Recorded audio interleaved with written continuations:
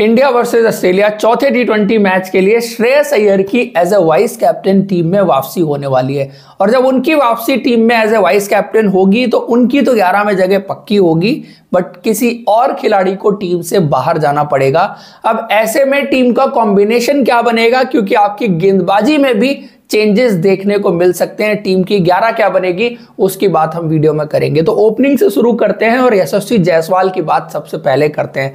यशस्वी जायसवाल ने अब तक टी20 इंटरनेशनल में आपको वो करके दिखाया है जो आप बहुत सालों से ढूंढ रहे थे कि आपको एक ऐसा ओपनर चाहिए जो top of the order fearless cricket खेलता हो, बॉल बंद से बड़े शॉट लगाता हो और पावर प्ले में आपको उतने रन बना के दे सके जहां से आपकी टीम फ्रंट फुट पर हो और सामने वाली टीम चेजिंग गेम खेल रही हो। वही काम एग्जैक्टली यशस्वी जायसवाल ने अब तक करके दिखाया।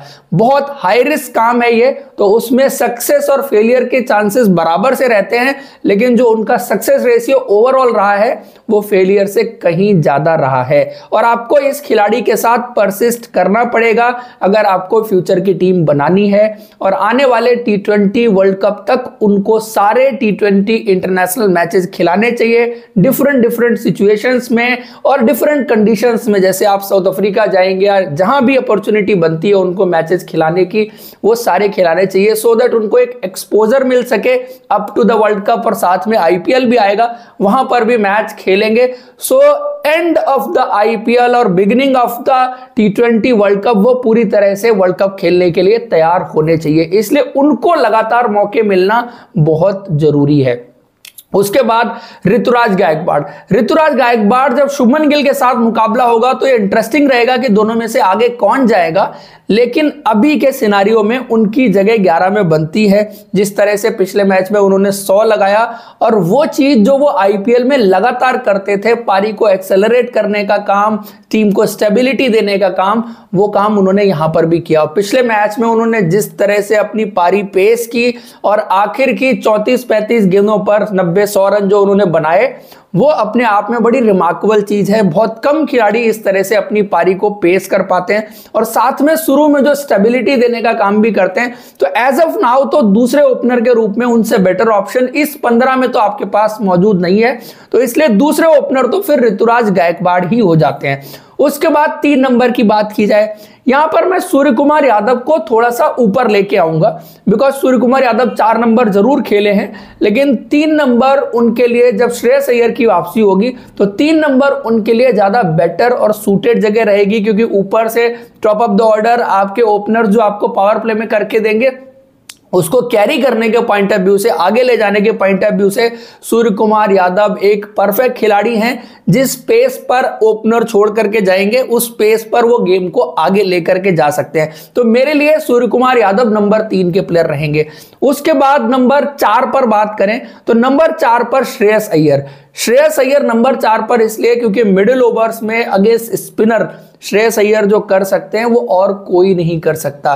जो एबिलिटी उन्होंने वर्ल्ड कप में दिखाई थी स्पिनर्स को छक्के लगाने की, छक्के बहुत सारे लोग लगाते हैं स्पिनर्स को, कोई कदमों का इस्तेमाल करके लगाता है, कोई खड़े खड़े लगाता है, बहुत सारी डिफरेंट चीजें देखने को मिलती हैं।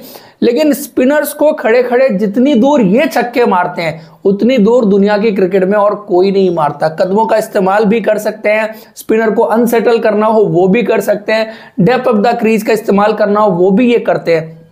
तो स्पिन बॉलिंग को हिट करने के मामले में इनसे बेहतर प्लेयर आज की डेट में दुनिया की क्रिकेट में मौजूद नहीं है।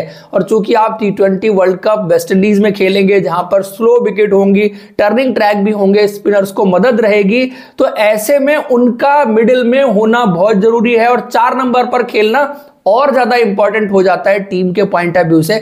इसीलिए शायद उनकी वापसी भी इस टीम में कराई गई है और टी20 वर्ल्ड कप जब आप वेस्ट इंडीज में खेलेंगे तो मुझे लगता है कि वो टीम के एक इंटीग्रल पार्ट रहेंगे। उसके बाद नंबर 5 की बात की जाए, वैसे तो इनको फिनिशर की तरह इस्तेमाल किया गया है, लेकिन इनमें पोटेंशियल है कि आप इनको थोड़ा ऊपर बल्लेबाजी भी करा सकते हैं। और जब से ये टीम में ऐड हुए हैं, टीम की रूपरेखा पूरी तरह से बदल गई है। मैं बात कर रहा हूं रिंकू सिंह की, और यहां पर अपॉर्चुनिटी बनेगी कि उनको थोड़ा एक नंबर ऊपर भी ट्राई किया जाए, सो दैट ज्यादा से ज्यादा बॉल उनको खेलने का मौका मिले, अपनी पारी कंस्ट्रक्ट कर सकें और एंड में जाके फिनिश कर सकें। हर बार ऐसा नहीं होगा कि वो 2 4 8 बॉल ही मिले और उनमें वो चीज करके दिखा दे, तो वो थोड़ा सा मुश्किल काम हो जाता है। तो थोड़ा गेम टाइम उनको भी देना जरूरी रहेगा, जिससे एक नंबर वो ऊपर आ जाएंगे। उसके बाद अब टीम का विकेट कीपर कौन होगा। अब तक इस सीरीज में ईशान किशन खेले थे।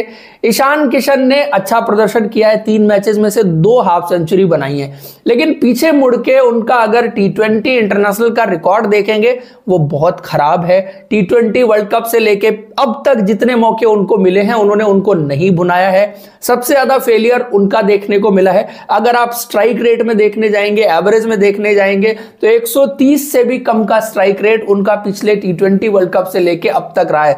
यह सबसे बड़ी प्रॉब्लम वाली चीज है, क्योंकि पहली 20 गेंद पर वो 20 ही रन बनाते हैं। ये पिछले 2 मैचेस में, 3 मैचेस में आपको देखने को मिला है। इवन इससे पीछे देखेंगे, जब वो ओपन कर रहे थे तो वहां पर भी उन्होंने बहुत ज्यादा डॉट बॉल खेली है। और एक प्रॉब्लम और है उनके साथ, टर्निंग ट्रैक पर, स्लो ट्रैक पर वो बहुत बार स्टक कर जाते हैं। ये बहुत बड़ी प्रॉब्लम है। अगर आप ऊपर देखें, ऋतुराज गायकवाड़ भी वैसे ही खेलते हैं, एक प्लेयर आप और वैसा ले लें जो उसी तरह से खेलता हो। तो जब इस तरह के बहुत ज्यादा खिलाड़ी आप अपनी टीम में ले लेते हैं तो ये प्रॉब्लमेटिक चीज आपके लिए हो सकती है। और दूसरी चीज कि अगर आप ईशान किशन को ही खिलाते रहेंगे तो एट द एंड जाकर के आपके पास विकेट कीपर का एक ही ऑप्शन होगा, दूसरा ऑप्शन तैयार ही नहीं होगा। तो I think this is the right time जब आपको जितेश को मौका देना चाहिए, क्योंकि अगर अभी आपने जितेश को मौका नहीं दिया तो फिर आप जितेश को कभी मौका नहीं दे पाएंगे और दूसरा विकेट कीपर बैट्समैन आपके लिए किसी भी स्टेज पर तैयार ही नहीं होगा। और घूम फिर के आप फिर कहेंगे कि अच्छा KL राहुल को ही खिला लेते हैं। वो सबसे बुरा कॉल होगा अगर आप वापस KL राहुल और ईशान किशन पर जाते हैं। तो इसलिए ये हाई टाइम है कि आप जितेश को यहां पर मौका दें और देखें कि वो कैसे आपको डाउन द ऑर्डर बैटिंग करके देते हैं। जो रेपुटेशन एज अ फिनिशर उन्होंने डोमेस्टिक क्रिकेट में बनाई है, IPL में बनाई है, तो उसके लिए उनको इस लेवल पर एक्सपोज करना पड़ेगा, मौके देने पड़ेंगे। और ये सही मौका है कि जितेश को यहां पर चांसेस दिए जाए। उसके बाद नंबर 7 की बात करें, अक्षर पटेल ने अच्छा काम किया है। गेंद से ओवरऑल अगर देखेंगे इस सीरीज में बल्ले से ज्यादा अपॉर्चुनिटीज आई नहीं है, तो उनको बल्ले से भी उन्होंने ओवरऑल देखेंगे ना तो काफी गेम इंप्रूव किया है, बल्लेबाजी काफी इंप्रूव की है। और 7 नंबर के हिसाब से वो बिल्कुल परफेक्ट प्लेयर है। गेंदबाजी भी जिस तरह की कंडीशंस यहां पर रही है विद द ड्यू जैसे उन्होंने की है, तो आई थिंक ओवरऑल अच्छी गेंदबाजी उनसे देखने को मिली है। 8 नंबर अब यहां पर चेंज होगा, क्योंकि प्रसिद्ध कृष्णा की पिटाई होने के बाद मुझे नहीं लगता है कि टीम अब उनके साथ परसिस्ट कर पाएगी। और सिर्फ पिटाई की बात नहीं है, जिस लाइन और लेंथ पर उन्होंने गेंदबाजी की है, शॉर्ट एंड वाइड, वो पनिश होनी ही थी। और शायद वो रिदम उनकी गेंदबाजी में नहीं दिख रहा है, तो ये चेंज बनता है। और उनकी जगह पर मुझे लगता है कि अब दीपक चहर, जिनको स्क्वाड में इंक्लूड भी किया गया था, उनका चांस बन जाएगा।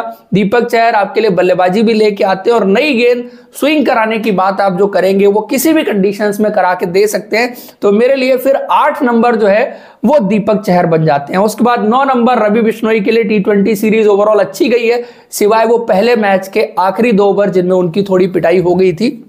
और आप देखेंगे कि इस तरह की कंडीशंस में रवि बिश्नोई ने अच्छी गेंदबाजी करके दिखाई है। उसके बाद अर्शदीप सिंह 10वें प्लेयर होंगे।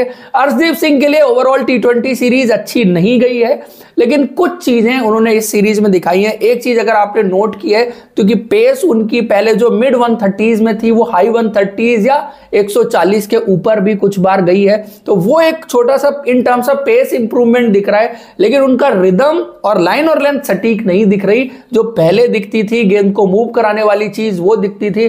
तो जरूर स्ट्रगल कर रहे हैं, बट आई थिंक जिस तरह से पिछले 1 साल में उन्होंने डिलीवर किया है और जिस तरह के खिलाड़ी रहे, तो वो जरूर वापसी करेंगे आने वाले टाइम में, और उनको और मौके देने भी चाहिए। और इस फॉर्मेट में जिस तरह के विकेट्स पर आप खेल रहे थे, ये चीजें किसी भी खिलाड़ी के साथ हो सकती है। तो आई थिंक अर्शदीप सिंह के साथ परसिस्ट करना जरूरी रहेगा। और 11वां खिलाड़ी, पिछले मैच में आवेश खान खेले थे, अच्छी गेंदबाजी की थी, लेकिन उससे पिछले 2 मैचेस सीरीज में मुकेश कुमार ने जिस तरह से यॉर्कर्स एग्जीक्यूट की थी और डेथ में गेंदबाजी करके दिखाई थी, तो आपकी प्रॉब्लम इस सीरीज में डेथ बॉलिंग ज्यादा रही है। तो मुकेश कुमार को और देखना चाहिए कि वो कैसे गेंदबाजी करते हैं हर मैच में, प्रेशर सिचुएशन में क्या वो अपनी यॉर्कर्स एग्जीक्यूट कर सकते हैं और टीम को बेहतर रिजल्ट प्रोड्यूस करवा सकते हैं। तो उस पॉइंट ऑफ व्यू से 11वें खिलाड़ी मेरे लिए मुकेश कुमार रहेंगे। आपकी 11 क्या होगी कमेंट बॉक्स में बताइए। वीडियो अच्छा लगा है तो लाइक जरूर करें और आपने अब तक हमारे चैनल को सब्सक्राइब नहीं किया तो सब्सक्राइब कर लीजिए। Thank you so much, see you in